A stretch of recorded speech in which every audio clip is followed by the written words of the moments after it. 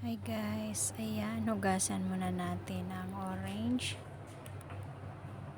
Hugasan muna, tapos islice mo na siya yung malapit sa ulo.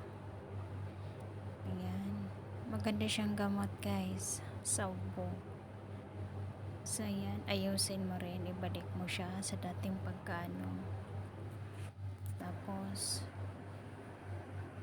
i-steam mo siya. Yan, magpakulo tayo ng tubig, tapos i-steam mo siya. Kailangan kumukulo yung tubig bago mo siya ilagay.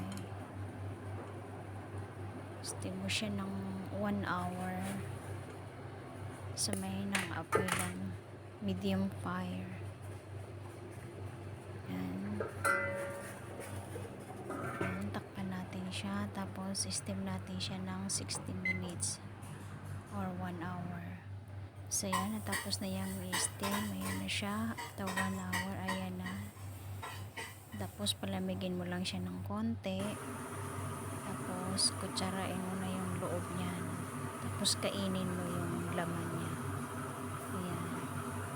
Thank you for watching guys.